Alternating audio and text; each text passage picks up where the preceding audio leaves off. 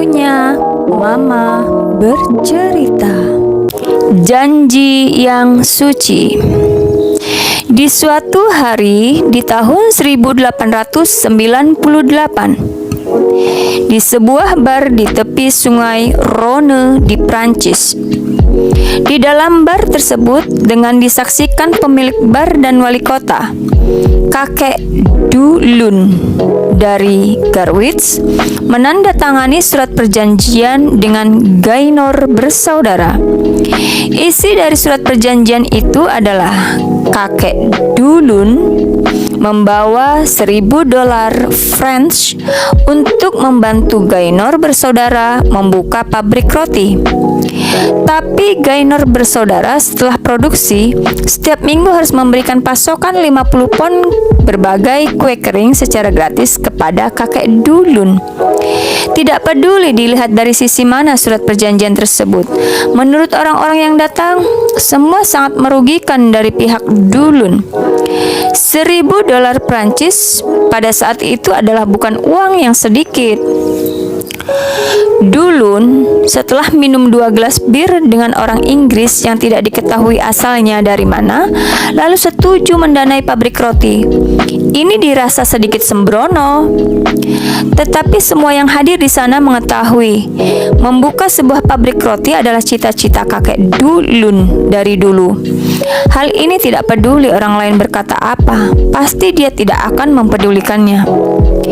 Yang tidak disangka oleh kedua belah pihak adalah 100 tahun kemudian, pabrik roti Gaynor bersaudara ini telak menjadi pemasok roti terbesar di Prancis Selatan, memproduksi ratusan jenis roti dan kue. Saat ini, perusahaan roti masih menaati kesepakatan tahun tersebut. Setiap minggu selalu menyediakan pasokan kue gratis kepada keturunan kakek Dulun, berpatokan kepada poin-poin yang ada dalam surat perjanjian. Selain itu juga pasokannya tidak terbatas dengan harga. Sebenarnya, sejak beberapa puluh tahun lalu cucu kakek Dulun sempat mengusulkan kepada perusahaan untuk membatalkan perjanjian tersebut, atau setidaknya melakukan perubahan, sehingga perjanjian tersebut tidak lagi merugikan perusahaan yang dijanjikan. Bos dari perusahaan mendengarkan hal ini sangat tersentuh, tetapi mereka tetap menolak usulan ini. Sejujurnya kesepakatan dari surat perjanjian ini juga pernah menyulitkan perusahaan, tetapi tanpa adanya perjanjian itu tidak akan bisa seperti saat ini. Selain itu, tidak ada hal yang lebih suci dari menepati janji. Bahkan ketika perusahaan kami diambil alih oleh orang Jerman, kita tidak pernah mengingkari janji tersebut. Maka dari itu, sekarang kami lebih tidak bisa mengingkari janji tersebut. Seperti itulah perusahaan masih selalu mengirimkan pasokan di pintu rumah keturunan kakek Dulun pagi hari dan selalu tepat waktu.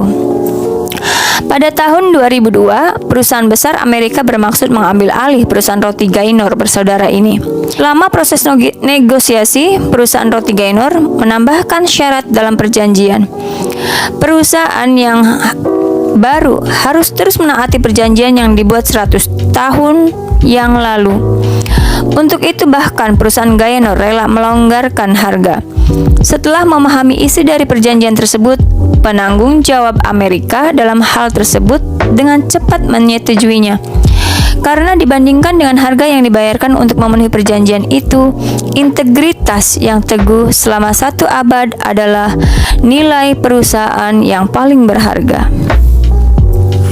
Sebagai bahan renungan, janji adalah suatu hal yang suci.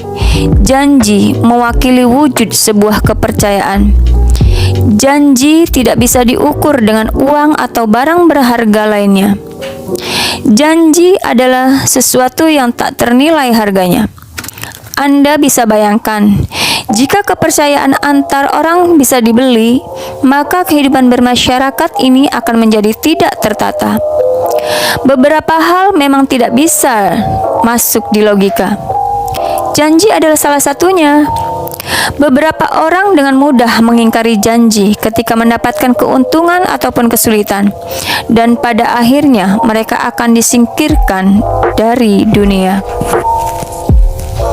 Cerita diambil dari buku Saya adalah raja pengendalian diri.